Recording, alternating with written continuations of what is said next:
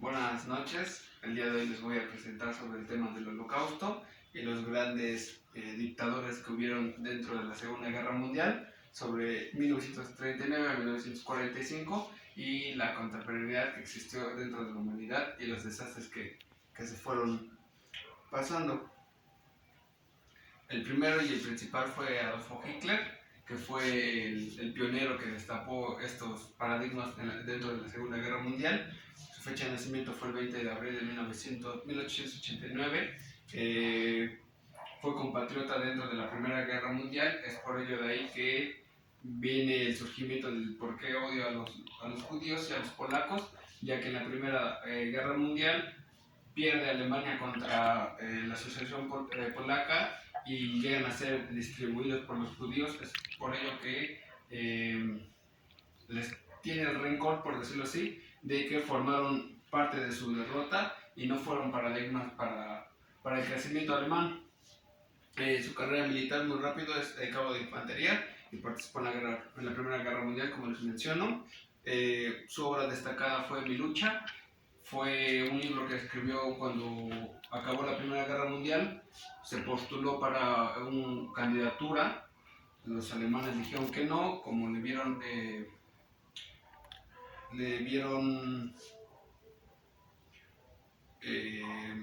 se me fue la palabra, decretos que no iban parte del régimen, lo mandan a la cárcel, lo mandan 3 años a la cárcel, y es ahí donde empieza a escribir su libro de qué es lo que él haría si fuera dictador de la alemana y todo el desastre que podría hacer. Era un libro muy personal que cuentan los historiadores que cualquier persona que hubiera leído ese libro durante o sus escrituras en ese tiempo, todavía no era un libro, podía haber detenido esa catástrofe que después surgió dentro de la Alemania nazi.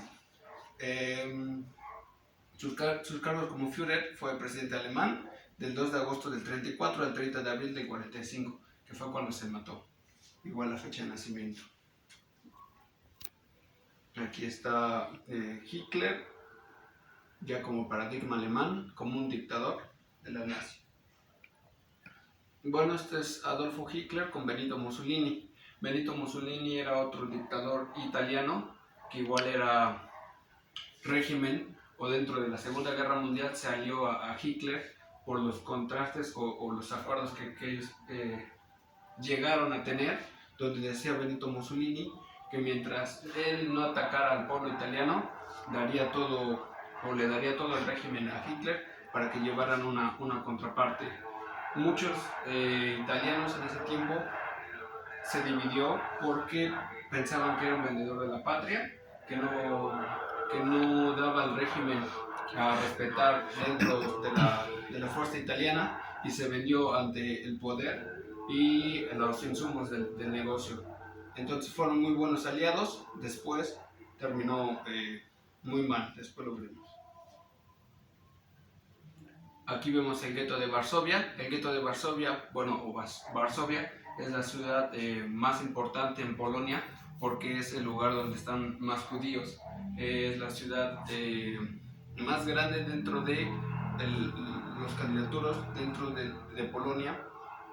Entonces fue en 1939 cuando llega la SS y los empiezan a desalojar de sus propiedades sin ninguna razón a distintos paradigmas del tren, y donde empiezan a llevarse sus contrapartes. Es por eso que vemos aquí las fotos. Estas son la SS y los desastres que fueron creando dentro de los movimientos.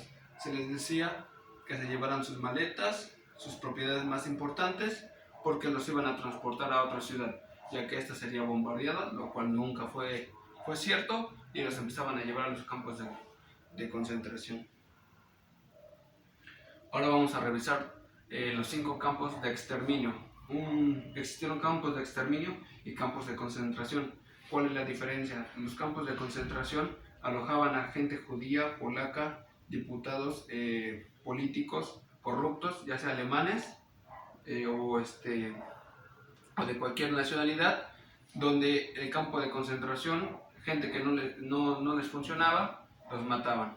Pero la gente que sí, los forzaban a trabajo duro, los campos de exterminio, igual los ponían a trabajar, pero dentro de esa gente los usaban como experimentos para diferentes enfermedades o algunos síntomas que podían experimentar dentro de la gente para crear nuevas enfermedades. Este es el primero, que se llama Chelmno. Ahorita está obviamente en ruinas, pero antes era, todo esto era un pasillo. Estas partes eran muros altos donde se dividían las secciones. Aquí hay un croquis para que se den cuenta. Esto es el pasillo y aquí eran las secciones. Era considerado como el castillo de Chelmno, donde eran las celdas de sus prisioneros, parte de las oficinas, y realmente era la segunda parte, era como un túnel, un subterráneo. Era uno de los tantos, pero era muy pequeño este. Después tenemos al Belzec, que era otro, acá se ve más panorámicamente, donde aquí llegaba el tren, los desalojaba la gente y acá se formaban. La gente que estaba apropiada para trabajar se iba adentro. La gente que era discapacitada o tenía problemas físicos se iban a esta pequeña cámara que les decían que eran las duchas, pero realmente no era nada y les metían gas lacrimógeno y se morían. Todo esto era bardeado, todo esto era parte del pasillo, era bardeado y era subterráneo. Aquí un croquis. Esta es una torre de vigilancia. Este es Sobibor, igual un campo de concentración. Dentro, bueno, quiero mencionar antes, los campos de concentración estaban alojados en los bosques de Alemania o de Polonia, donde era muy difícil encontrarlos. Sobibor era otro, era un poco más régimen campal, donde eran secciones construidas por los prisioneros. Todo esto era solamente utilizado por las autoridades de la SS. La torre de vigilancia, signo nazi. Y acá se puede ver el panorama. Aquí está el tren, donde se alojaban las diferentes áreas de los prisioneros y área de las autoridades. Treblinka, que es otro, que esto fue, hoy en día es un monumento a los prisioneros, pero antes era todo esto era construido, se dejaron algunas pilares o piedras como representaciones a las miles de millones de gente que fueron muriendo. La gran mayoría están destrozados. Bueno, acá hay un croquis de cómo era antes. Aquí está el campo donde sacaban a los prisioneros para ponerlos a trabajar y el que no rendía lo mataban. ¿Qué les iba a mencionar? Cuando acabó la Segunda Guerra Mundial llega el decreto, llega un telegrama y dan la orden las altas autoridades de destruir todos los campos de concentración para que no queden pruebas de los desastres que habían hecho ahí. Entonces minan todo el lugar y por eso hay muchos hoy en día que están destrozados o que solamente quedan las ruinas. Y el quinto y más importante, Auschwitz-Birkenau, que fue el más grande, el más sangriento y el que alojó a muchos prisioneros. Este es el tren, las reglas del tren, donde llegaban y los dividían. De este lado, pues esta es parte de adentro, pero de este lado habían zonas donde si eras apto para trabajar te mandaban de este lado. Si no eras apto para trabajar, te ponían en fila y ahí mismo te mataban. Era dividido por Auschwitz 1 y Auschwitz 2. Auschwitz 1 es este que vimos y a unos kilómetros estaba Auschwitz 2, que fue el que se creó ya después, cuando ya era demasiada gente trabajadora explotada y que ya habían acabado las necesidades que en ese tiempo tenía la SS, fueron y los mandaron ahora a este, que era un poco ya más privado, pero de igual manera se les mandaba ahí a los prisioneros para que lo trabajaran. Aquí puedo ver unas fotos donde llegaba la gente. ¿Se acuerdan de que les había mencionado de la ciudad de Varsovia? Pues esa gente la subían en rieles de trenes donde realmente no era para pasajeros, se utilizaba para mercancía de alimentos o para el transporte de animales. donde todas sus pertenencias importantes que les habían dicho que llevaran, las juntaban, y literalmente era basura para la SS. Los dividían, las pertenencias como oro, metales preciosos o de valor se los quedaba la propia SS, lo que no lo desechaban, ropa, zapatos, entre otros. Y ahí mismo, cuando ya te catalogaban como apto para trabajar, te daban tu uniforme, y ya adentro te tatuaban tu matrícula, por decirlo así, tu número de trabajador. Y los que no eran aptos, como les repito, ahí mismo los mataban. Ahora vamos a ver a Joseph Mengele. Joseph Mengele fue un doctor que trabajó para la SS, trabajó en Auschwitz, y él se le conocía como el ángel de la muerte porque era catalogado por torturar a prisioneros con sus inventos o fabricaciones a la gente. Principalmente trabajaba en niños y en ancianos. Trabajaba con niños gemelos, los cuales en ese tiempo los catalogaban como fenómenos, ya que según él, se podía sacar provecho de ello, y les hacía autopsias. Les metía reacción a uno y automáticamente, cuando fallaba su experimento, con una inyección al corazón mataba al otro niño. Realmente era pionero. Aquí podemos ver algunos de sus experimentos, de los cuales todo era a nombre de la ciencia. Llegó a matar a demasiada población con sus experimentos, que la verdad ni uno hasta la fecha llegó a resultar. Aquí hay unas fotografías del campo de concentración de Auschwitz. La gran mayoría de estas fotografías fueron cuando pierden la guerra, llegan los aliados, que llega Inglaterra y Estados Unidos, los soldados ingleses y americanos, y ven las condiciones en las que estaban, y automáticamente empiezan a tomar fotografías como evidencia de todo el desastre que habían hecho en esos campos de concentración.